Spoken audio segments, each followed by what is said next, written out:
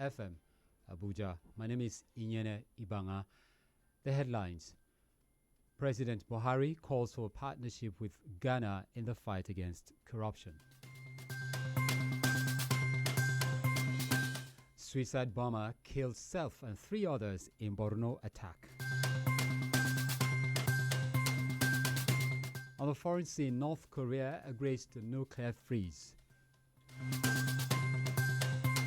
And in sports, Liverpool's coach tips Iceland to win Russia 2018 against Nigeria. Stay tuned for details.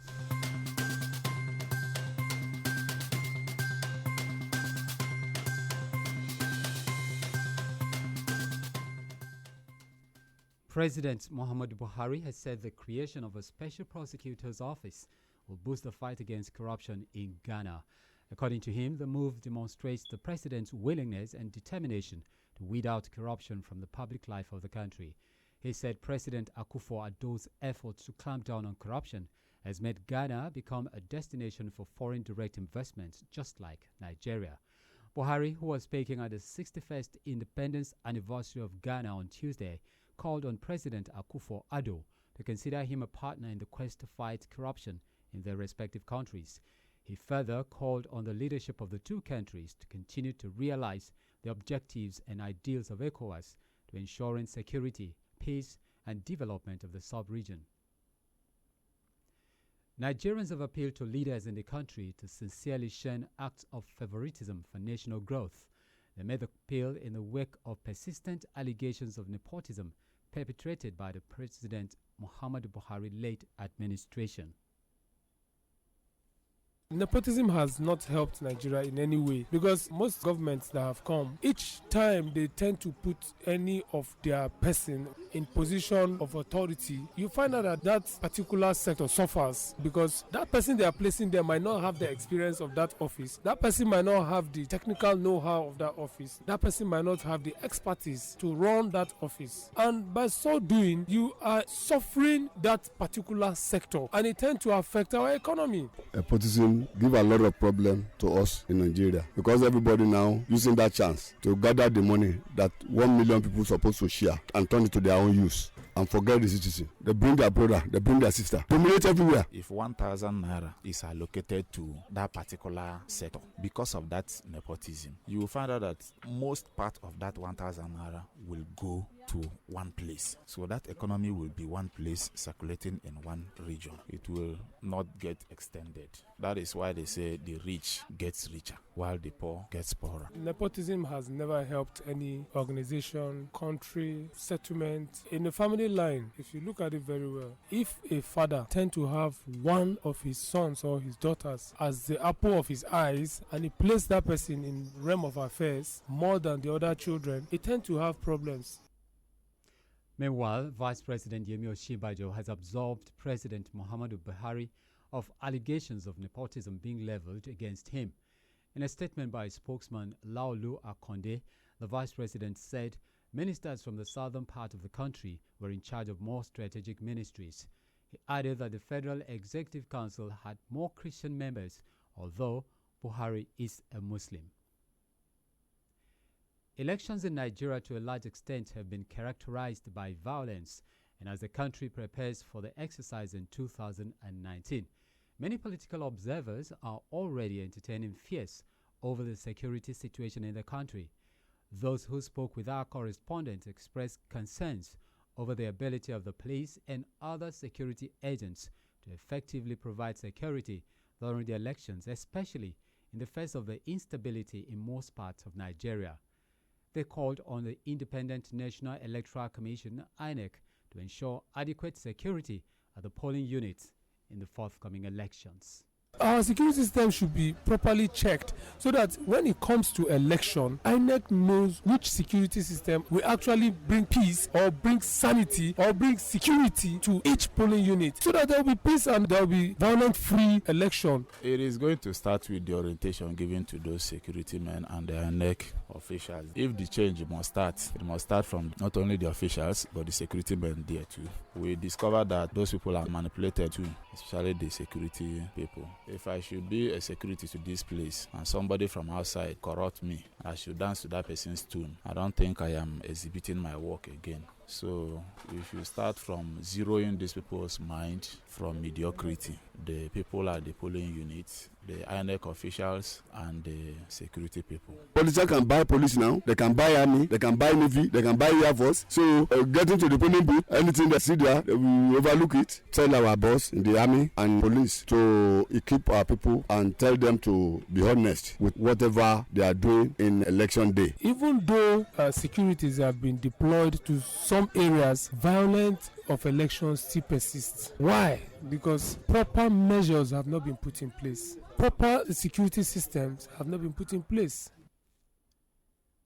The National Human Rights Commission says it has received 76 complaints relating to hate speeches and electoral violence from a South-South geopolitical zone. The acting executive secretary of the commission, Tony Ojukwu, disclosed this on Monday. Ojukwu said that the complaints, which were being investigated, would be handled in the public hearing organized by the commission from Tuesday. He urged politicians to refrain from making statements that could cause violence and divide the country as the 2019 general elections draw near. Ojukwu also advised that campaigns towards 2019 elections must be issue-based, warning that those who choose to use the tools of hate speeches and election violence will be investigated and prosecuted and made to account for their actions.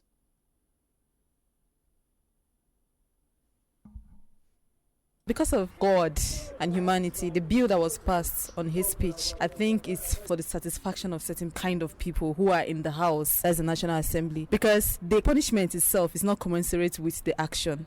I don't think it is necessary because there is freedom of speech. Anybody can say whatever. The bill prescribing death by hanging for any person found guilty of any form of hate speech that results in the death of another person has elicited various reactions from Nigerians. The bill, sponsored by the Senate spokesperson Sabi Abdullahi, which seeks the establishment of an independent national commission for hate speeches, passed first reading at the Senate. But the people described the proposed law as extreme punishment for offenders. Because of God and humanity, the bill that was passed on hate speech, I think it's for the satisfaction of certain kind of people who are in the House as the National Assembly, because the punishment itself is not commensurate with the action. I don't think it is necessary because there is freedom of speech. Anybody can say whatever.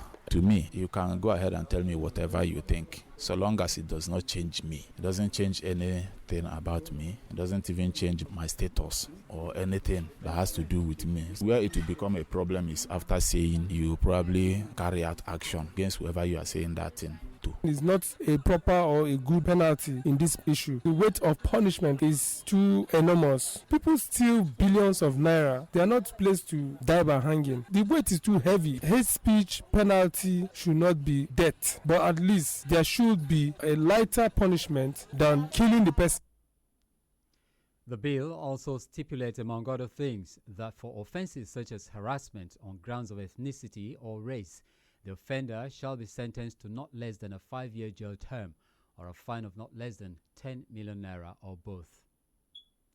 Reports say 16 persons, including a herdsman, were on Monday killed in a fresh clash at Omutu community in Okpoku local government area of Benue State. The killing is coming barely 24 hours after 2 persons were killed by herdsmen in Guma local government area of the state. According to a statement by Benue State Police Command spokesman Moses Yamu, the victims were mostly women and children. Yamu, in a statement on Tuesday, said, while a peace meeting was going on, some herdsmen went on a rampage, hacking 15 persons, mostly women and children, to death, while some houses were set ablaze. The police spokesman said 4 suspects had been arrested in connection with the killings. In a related development, the police in Borno on Tuesday confirmed that 3 members of the Civilian Joint Task Force were killed and 17 other persons injured in a Monday night suicide bomb attack in Maiduguri. Spokesman of the command, Joseph Kwaji, in a statement issued in Maiduguri today, said the incident occurred at Muna Delta area in the outskirts of Maiduguri. Kwaji disclosed that a male suicide bomber riding a bicycle detonated an improvised explosive device strapped to his body, killing himself and 3 others in the area. According to him, 17 other persons sustained injuries in the blast. He also said normalcy had been restored to the area. The news at 6 returns shortly. Stay tuned.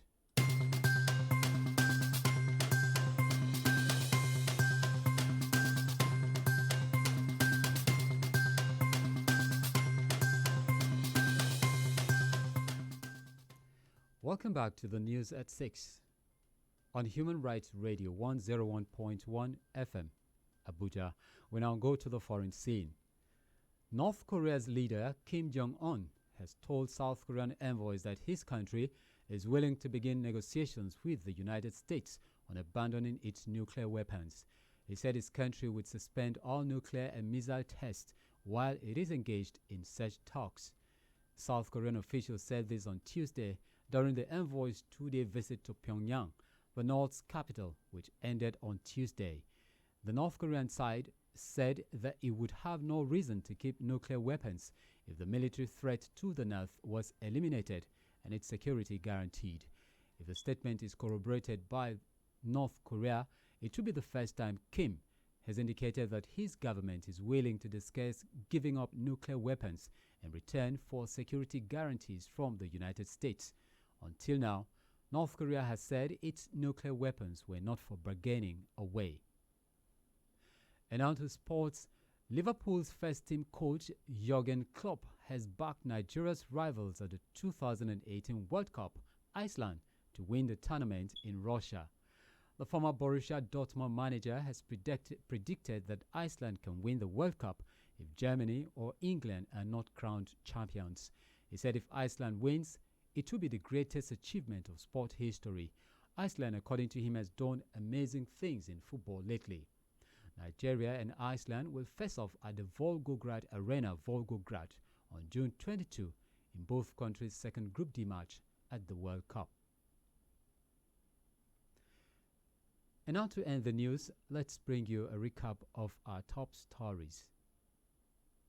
President Muhammadu Buhari calls for a partnership with Ghana in the fight against corruption.